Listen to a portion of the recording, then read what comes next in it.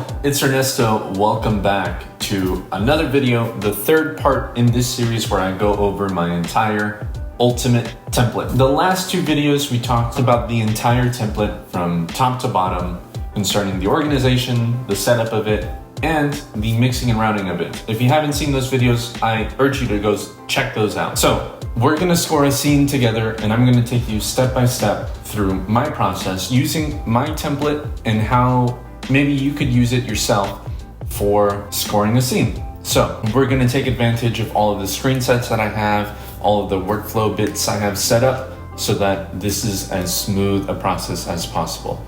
Also, the microphone is a little far away from me today, so please bear with the audio. It might not be as crisp as it could be. I have a few things set up here. Firstly, I have this MIDI CC controller right here. This is the Monogram CC. I'll put a link in the description to where you can find it. But basically, it's to help me control a lot of the audio that I'm using. Now, the second thing that I'm using is this iPad. I have Logic Remote set up here. This is so that I can pretty much launch basic key commands that I use. So if you want me to go more in depth on how these things are used and how I use them, then let me know and I'll put it down to make for a video. So here's my template. I have my whole thing set up here. Now I downloaded a video that I found online that I figured we could use for scoring. So let's go look for it. It's on the desktop.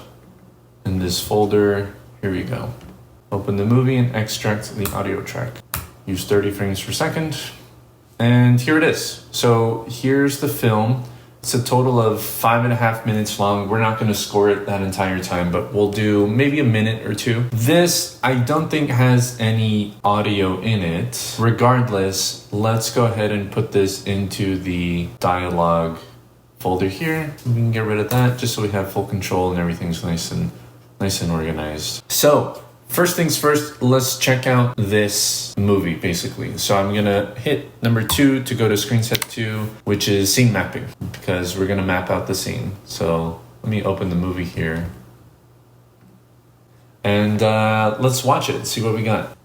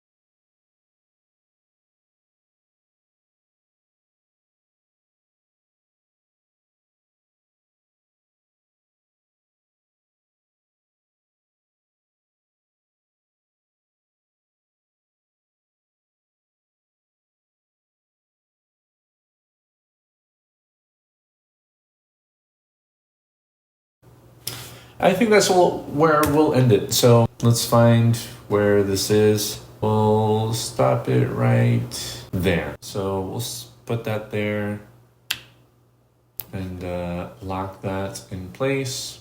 And so here is basically our entire thing. First thing we have to kind of decide on is what tempo we're sticking with, we're gonna use. So I'm thinking, let me just turn on the click. I might be a little fast. Okay. Now, there was a cut right there to this ray. It'd be a stingray or a manta ray right here on this frame. So let me add a new marker and let's rename this manta ray. I don't know if that's a manta ray or a stingray, but let me know in the comments. Okay. So I'm gonna lock that in place as well because it's pretty useful.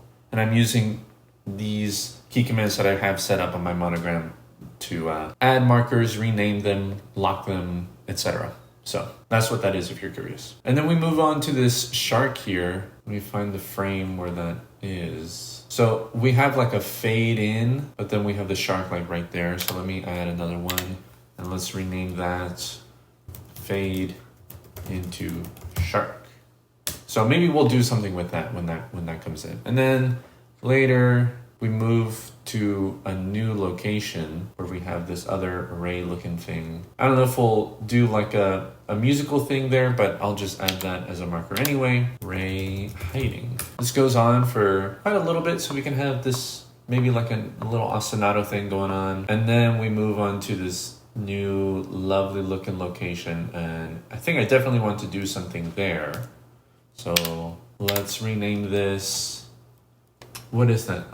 Like some kind of ship, underwater ship, let's just say. And then we'll start like fading out right here.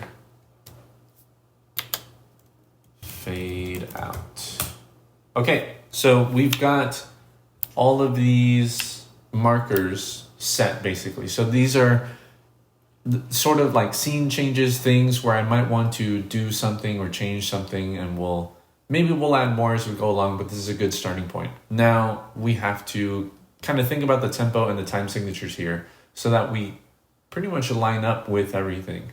Now this tempo is mostly good. Almost everything is on the downbeat here. So I'll just say that that's good enough. Let me see if I can't get this on the downbeat by a little bit. Or, well, maybe I'll have to add something. So if I can add a new time signature, maybe like a 7/8 measure. No, too little. How about a 9/8 measure? Yeah, so that ends up pretty much on the downbeat right there. And then there, I want to go back to 4/4. We have a downbeat here. Maybe this can be 3, 4, 1, 2, 3, 1, 2, 3. Here we have something. 1. Let's add another time signature here.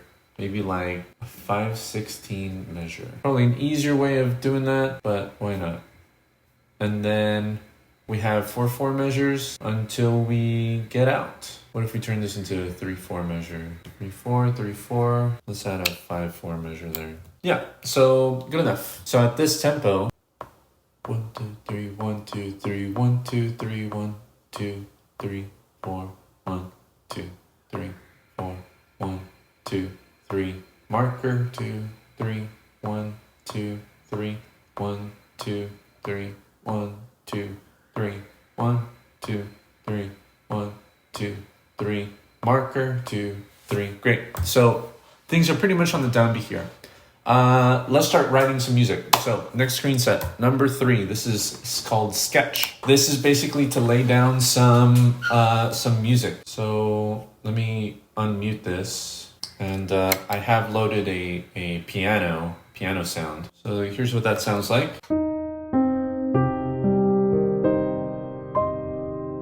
Now, obviously we need something kind of nice sounding. Let me put this over here to the side. If I had another monitor, I would definitely put the movie up there, but I don't, so it remains on this screen. So here's the beginning. All right, let's start off with that beginning part there. So let me just play around.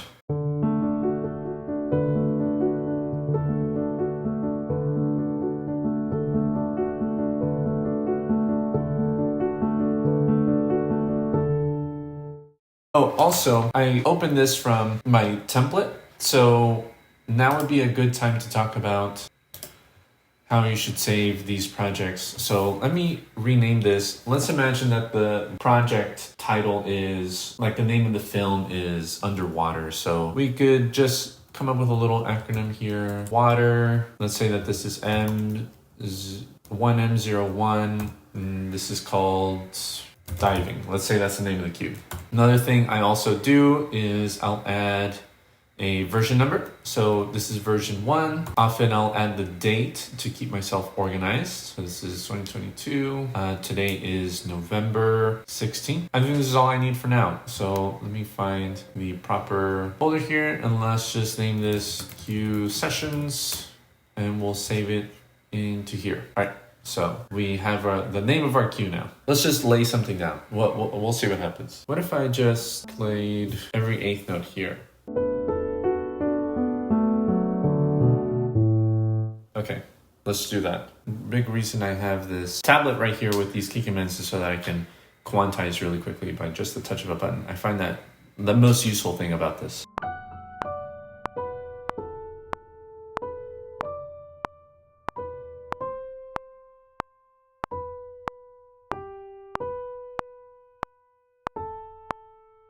Okay, kind of introduce a little melody there here in the second sketch track. The point of this, by the way, the sketch screen set, the sketch area in my template is not to be like super exact or super, polished. You're just getting down ideas without the hassle of finding the instrument that you want, turning it on, waiting for it to load, and then doing one line at a time. You just get to put down all of your ideas, your musical ideas, see what might work, see what may not, and then you can completely ignore it later on, or you can change as much as you want or stay exactly with it. The sketch area is just for you to play around with, look for ideas, find new things for you to be able to do. So I'm not trying to be too fancy with it, but that's what it's for. So here in the second sketch track, I introduced a melody right at this 3/4, right sort of as we're fading into the shark, and then at measure 11 here, I start this kind of longish melody. So I imagine something really nice and legato. So let me add a new marker. It's just gonna say legato.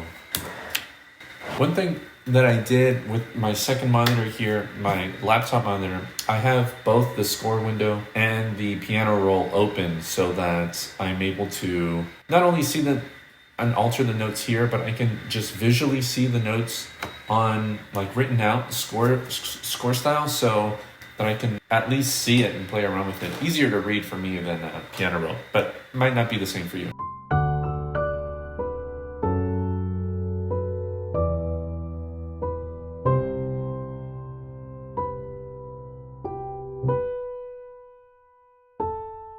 And then at this moment, at the next scene, basically the next shot, Ray hiding, we should maybe like do something a little more bubbly.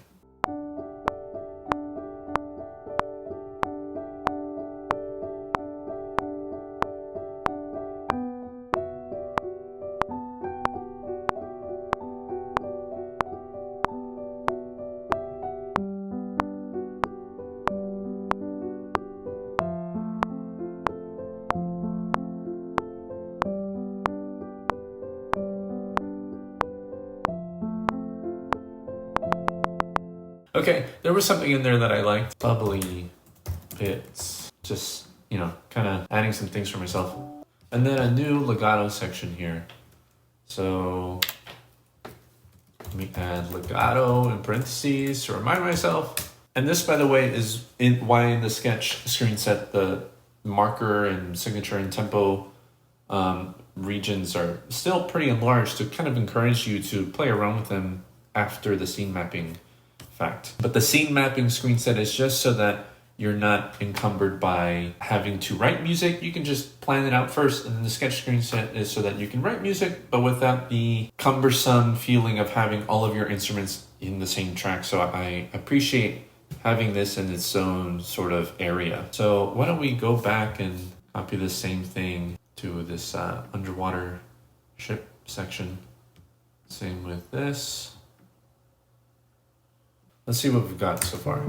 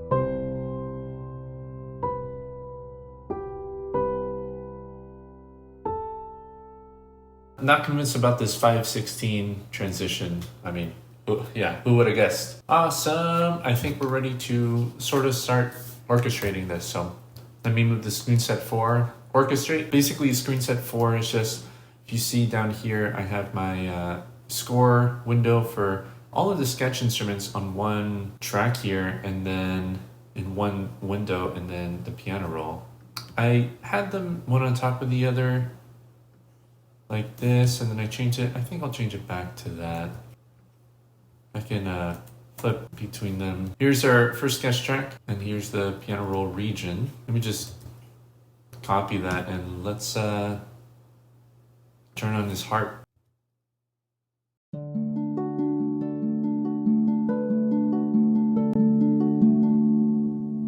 Okay, so I added that little legato section. I think for the bubbly stuff, I want to put that in the, let me just copy that. Let's paste it onto like a marimba or something.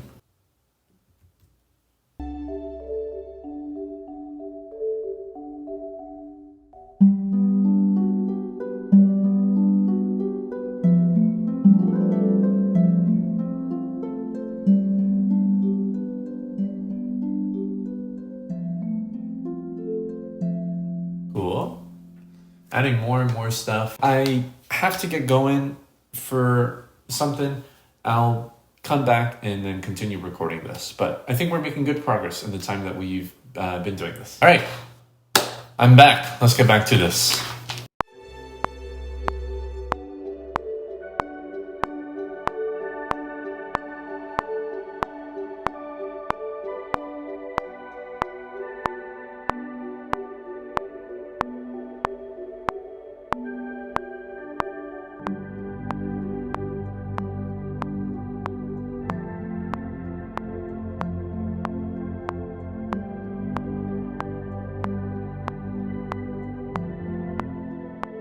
Adding a nice choir because I think it works. Let's see.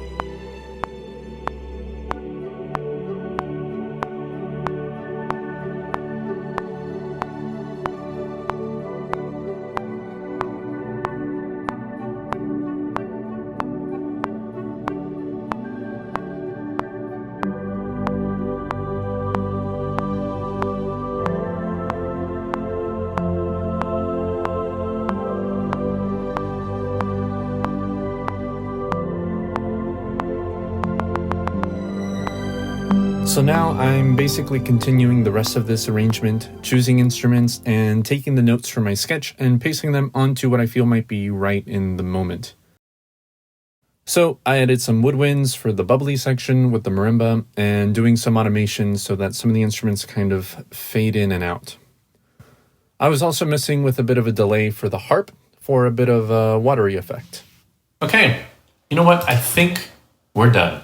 Let's take a look at the whole scene here, about 1 minute and 20 seconds with the music.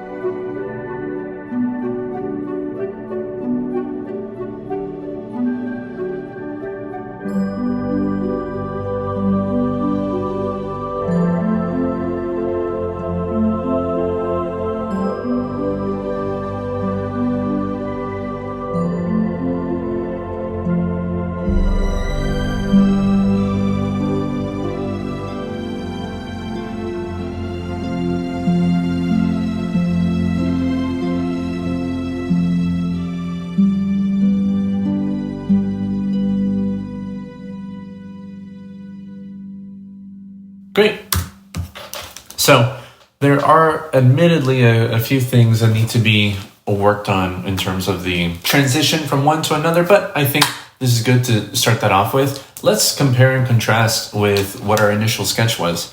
I have these buttons here to mute, if you see here on the screen, the dialogue, sound effects, temp, the music monitor, and the sketch track. So I have it to toggle that. So let's mute the music and listen to the sketch.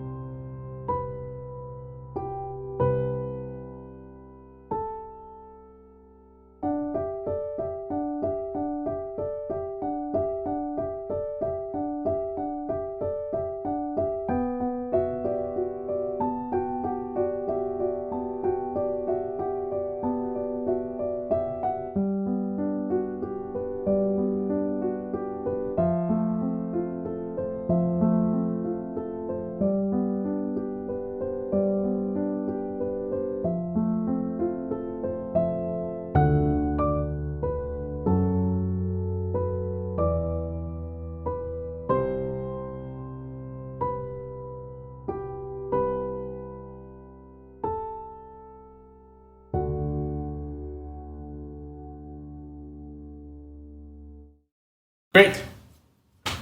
I like it. Okay, now the final step here is to print all of these tracks to get ready to send to our imaginary director or editor to put into the final film. So I have a macro pretty much that lets me, after I hit this button, changes to the screen set and puts everything into record. So let me show you.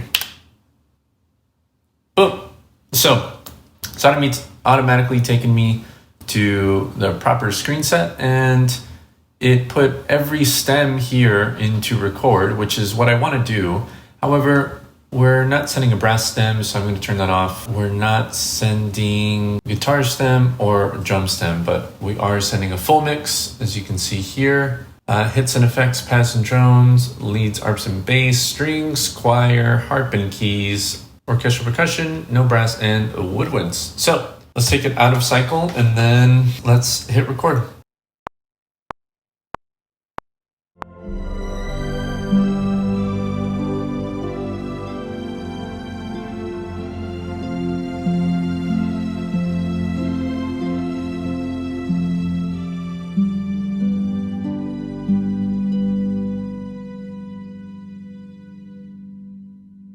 I'm gonna leave it recording so that the reverb can die out completely, and that's good.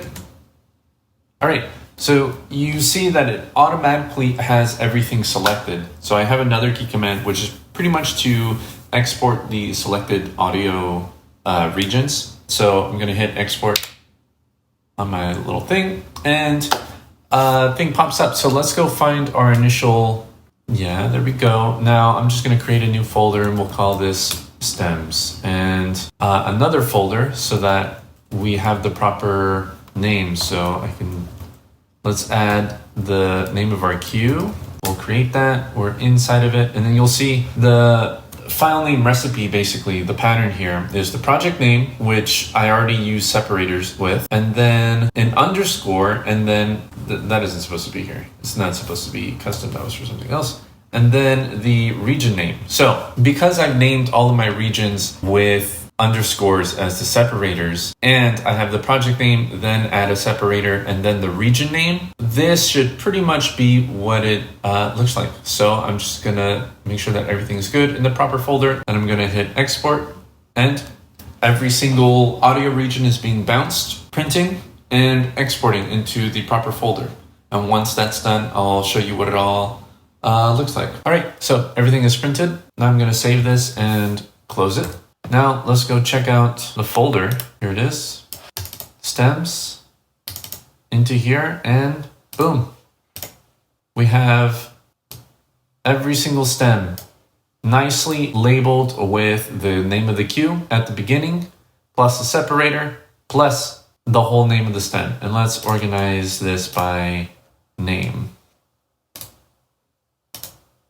All right. So it's all organized by name. So we have the full mix here at the top, and then in order, you'll see it's numbered. So that's how it organizes itself when you automatically do it like that. Woodwinds, orchestral percussion, harp and keys, choirs, strings, leads and arps, pads and drones, and then hits and effects. You also notice that Logic adds these numbers at the end. I wish there was a way to turn that off, but there isn't. So I think to fix that, select them all, hit rename, and we just replace text. We want to find all number 02 like that and replace with nothing. So let's rename. Yep, and boom, they're all gone. So these are all organized very well now. Then you would just upload this.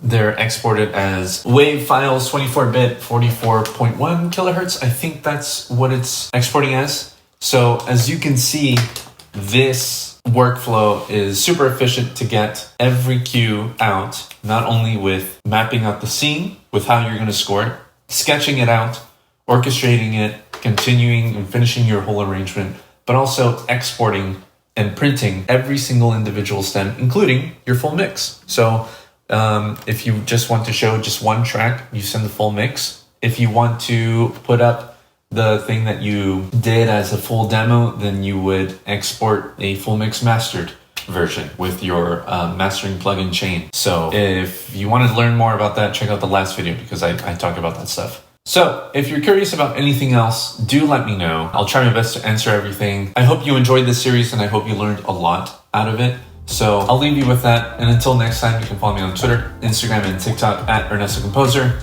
You can visit my Patreon at patreon.com/Ernesto Composer and get access to templates like this one that I use, score study versions of my own published works, score study Sunday hangouts every single month, and more goodies.